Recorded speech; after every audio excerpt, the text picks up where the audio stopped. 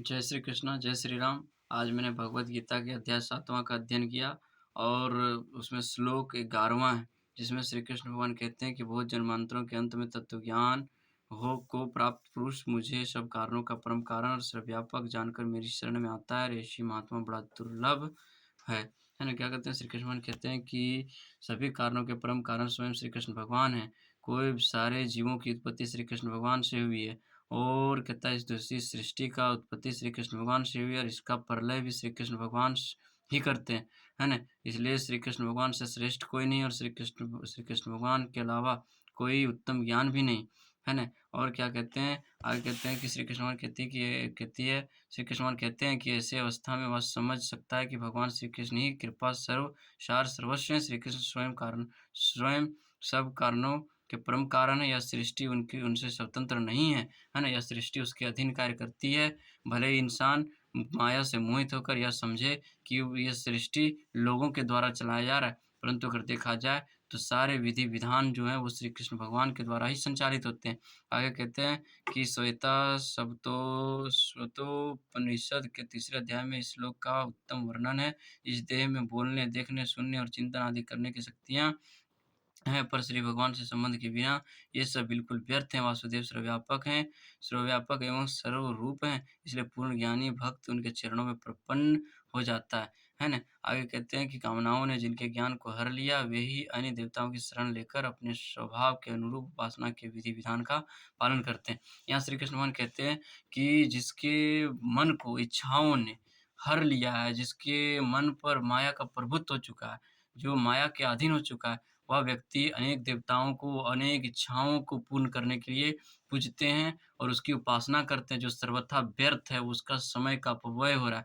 क्योंकि देवता भी श्री कृष्ण भगवान के भिन्न अंश हैं और देवता भी श्री कृष्ण भगवान की सेवा में लीन हैं। इसलिए अगर आपको अपने जीवन में सफल होना है, तो देवता को ना पूज करके सीधे आप श्री कृष्ण भगवान के आश्रय लेकर उसमें सच्ची भक्ति के साथ, श्रद्धा के साथ उसकी भक्तिमय करुणा में विभोर होकर अपने आत्मा में नित्य निरंतर श्री कृष्ण भगवान की स्मृति, है ना? स्मृति करें, उसका चित्र चिंतन करें, है ना? उसका कण-कण का अनुभव करें, है ना? तभी आप एक सार्थक जीवन जी सकते हैं। मेरे कहने का मतलब ये है और यहाँ ये भी स्पष्ट होता है कि व्यक्ति के जीवन में कोई एक लक्ष्य निश्चित नहीं है, वह अनेक लक्ष्य अपने जीवन में निर्धारित किए हुए हैं, है ना? अभी अभी के दौर में व्यक्ति उच्च पद प्राप्त करना चाहते हैं, जिसमें से हर व्यक्ति जिस प्रकार की श्रेणी के जिस प्रकार के श्रेणी के पत्र आते हैं, उन सभी पत्रों को वह भर देते हैं, जिस कारण से वह किसी एक चीज़ में एकाग्रचित्त ना हो पाने के कारण वह नित्य-नित्य निरंतर भटकता रहता है ना? इसलिए क्या कहते हैं श्री कृष्ण भगवान कि जो संपूर्ण सांसारिक पापों से मुक्त हो चुके हैं, वे जीव श्री भगवान के शरणापन्न होकर उनकी भक्ति करते हैं। जब तक पापों का पूर्ण शोधन नहीं हो जाता, तब तक वे स्वभावतः यह भक्त ही रहते हैं, है ना? इसलिए क्या करें, अपने आप को शुद्ध करने के लिए, अपने आप को शुद्ध भक्त बनाने के लिए श्री कृष्ण भगवान का ही शरण लें और श्री कृष्ण भगवान की सच्ची भक्ति के साथ श्रद्धा करें। आपका हर कार्य सफल होगा, आप हर लक्ष्य में प्राप्ति करेंगे, है ना? आगे कहते हैं भगवान की श्रीमद्भागवत भी कथन है कि आध्यात्मिक ज्ञान के अल्प एक मनुष्य विषय वासना की क्षणिक पूर्ति के देवताओं का आश्रय लेते हैं, है ना? अपने कुछ इच्छाओं को पूर्ण करने के लिए श्री भगवान से अपना संबंध भूल जाते हैं और कुछ देवताओं का आश्रय लेकर उसकी उपासना करते हैं, उसका तप करते हैं, जप करते हैं। वह व्यक्ति उस देवताओं से तो अपनी इच्छाओं के पूर्ण करने से उसको तो क्षण भंगुर फल मिल ही जाते हैं, है ना? अनश्वर फल मिल ही जाते हैं, वह हमेशा के लिए नहीं रहता। कुछ समय के बाद वह नष्ट भी हो जाता है और दुःख का कारण भी बनता है। जैसे अगर कोई भी पत्र आपने दिया और उसमें उत्तीर्ण हो गए और कुछ समय बाद आप किसी कारणवश से उससे हटा दिए जाते, तो आप उसमें सबसे बड़ा दुःख का कारण होंगे। लेकिन अगर श्री कृष्ण भगवान से आप उसकी भक्ति में विभोर हैं और उससे जो प्राप्त सुख है और उस सुख में विभोर है, तो वह कभी नष्ट नहीं होगा, है ना? यह सृष्टि का विधि-विधान है, परंतु भगवत भक्त सन्मार्ग से भ्रष्ट नहीं हो सकता। वेदों में अलग-अलग उद्देश्यों के लिए नाना देवताओं का उपासना का विधान है। जैसे रोगी के लिए सूर्योपासना बताई गई है। इससे भक्त समझ बैठते हैं कि कुछ कार्यों के लिए देवता भगवान श्री कृष्ण से श्रेष्ठ हैं, परंतु यह मिथ्या है। देवता श्री कृष्ण भगवान से श्रेष्ठ हो ही नहीं सकते, क्योंकि देवता भी श्री कृष्ण भगवान की सेवा में लगे हुए।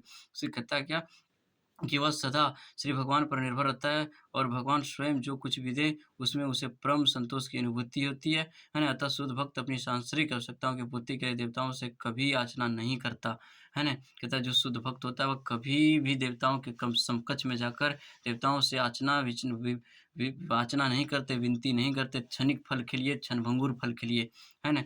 आगे कहते हैं श्री कृष्ण भगवान लिखते हैं, आगे श्री कृष्ण भगवान कि कहते हैं कि इसलिए उन्होंने जीव मात्र को स्वेच्छानुरूप आचरण करने की पूरी स्वतंत्रता दी, परंतु भगवद गीता में उनका अंतिम आदेश यही है कि इस मनुष्य को अन्य सब कार्यों को त्याग कर पूर्ण रूप से उनकी शरण में आ जाना चाहिए, इसी से वह सुखी हो सकेगा। कहता अपने विषय सुखों को, विषय भोगों को, इच्छा को, मोह को, द्वेष को, सारी चीज़ों का त्याग करके जो श्री कृष्ण भगवान का पूर्ण आश्रय ले लेता है, वही अपने जीवन में संतुष्ट है, सुखी है ना? नित्य निरंतर श्री कृष्ण भगवान का अभ्यास करना चाहिए, उसका स्मरण करना चाहिए, उसका नित्य निरंतर अपने आत्मा में दर्शन करने से मात्र से आप सुखी रह सकते हैं, संतुष्ट रह सकते हैं।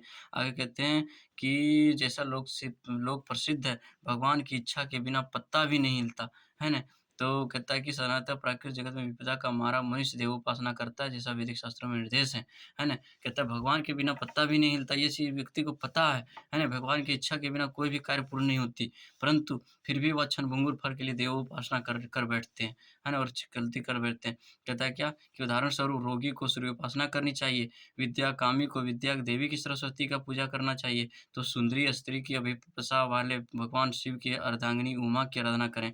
हैं? ये क्षणभंगुर चीज़ है, वो कुछ समय के लिए इस प्रकार शास्त्रों में अलग-अलग देवगणों की उपासना का विधान है। जीव मात्र अमुक-अमुक विशेष प्राकृतिक सुख चाहता है अतः श्री भगवान उसे तत्संबंधित देवता से उपयुक्त वरदान प्राप्त करने की तीव्र उत्कंठा से प्रेरित हैं।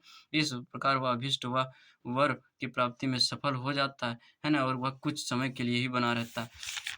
आगे कहते हैं श्री कृष्ण भगवान आगे कहते हैं कि कहता है क्या कि वह उस श्रद्धा से उसी देवता का आराधना करके अपने इच्छित भोगों को प्राप्त करता है, परंतु वास्तव में इन भोगों को देने वाला मैं हूँ। भले ही आप देवता को उपासना करके आप कुछ क्षणभंगुर फल प्राप्त कर सकते हैं, परंतु वह हमेशा के लिए नहीं रहता और उसको भी पूरा करने वाला श्री कृष्ण भगवान है। बिना श्री कृष्ण भगवान की आज्ञा के अनुसार देवता भी आपको वर नहीं दे सकता, आपकी इच्छा को पूर्ण नहीं कर सकता। श्री भगवान की अनुमति के बिना देवता अपने भक्तों को किसी भी वरदान से पुरस्कृत नहीं कर सकते, है ना?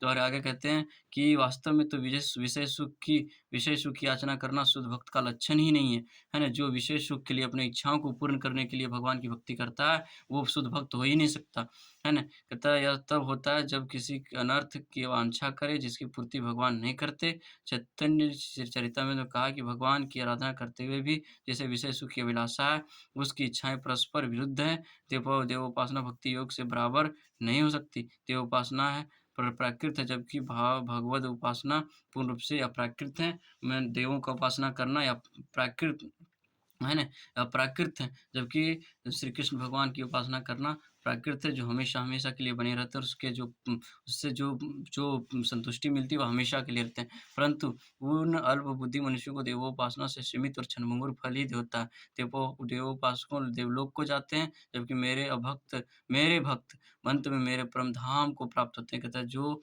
देवों की उपासना करते हैं, वो देवलोक में जाते हैं, जो भगवान श्री कृष्ण की आराधना करते हैं, वो भगवान श्री कृष्ण वैकुंठ लोक में जाते हैं और जब उसके बाद उसका पुनरागमन नहीं होता, वह श्री कृष्ण भगवान के ब्रह्मा ज्योति में हमेशा-हमेशा के लिए लीन हो जाता है ना? और कभी उसे सुख-दुःख की प्राप्ति नहीं होता है। कहता है देवताओं कहता है क्या कि जो यह नहीं जानता उसे नाना प्रकार के देवलोकों की प्राप्ति होता है। भक्त की गति इससे भिन्न है। देवताओं के वरदान से मिलने वाले फल नश्वर हैं क्योंकि इस प्राकृतिक जगत के लोग देवता और उनके उपासक आदि सभी कुछ अनित्य हैं। है ना? देवताओं की उपासना करने के बाद जो फल मिलता है वह नश्वर है, अनित्य है ना? हमेशा के लिए नहीं रहते। आगे कहता है कि मुझको ना जानने वाला बुद्धिहीन मनुष्य समझते हैं कि मैंने यह स्वरूप और व्यक्तित्व धारण किया। अपने अल्प ज्ञान के कारण वे मेरे परम उत्तम अविनाशी स्वरूप को नहीं जानते।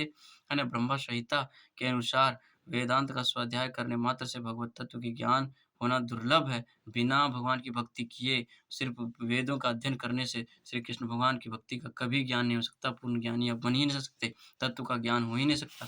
आगे कहते हैं कि गीता इसका प्रमाण है। कहता है क्या कि वास्तव में भक्ति योग का आचरण तथा कृष्ण भावनामृत का विकास किए बिना किसी को भी श्री कृष्ण का तत्व ज्ञान नहीं हो सकता। गीता इसका प्रमाण है। आगे कहता है और अगर अभी के जीवन में अगर आपको श्री कृष्ण भगवान की भक्ति करना है, तो श्री कृष्ण भगवान की भक्ति करने का एकमात्र साधन है कि पूर्ण रूप से शुद्ध हृदय के साथ श्री कृष्ण भगवान का नाम का जाप करें। हरे कृष्ण, कृष्ण कृष्ण, हरे राम, राम राम, हरे हरे। है ना? इससे मुक्ति मिल जाती है। कहता है क्या कि अपनी इस मन मान्यता के कारण ये निर्विशेषवादी, मायावादी कहलाते हैं, परम सत्य को नहीं जानते। 20वें श्लोक में स्पष्ट कहा है, जो कामनाओं से अंधे हो गए हैं, जो इच्छाओं से अंधे हो गए हैं, जो विषय भोग से अंधे हो चुके हैं, वे मनुष्य ही विभिन्न देवताओं की उपासना में प्रवृत्त होते हैं। यह स्वीकृत तथ्य है कि श्री भगवान के अतिरिक्त ऐसे बहुत से देवता हैं, जिनके अपने-अपने लोक हैं और भगवान श्री कृष्ण भी के भी अपने लोक हैं, परम धाम हैं, है ना? निज धाम हैं, है ना?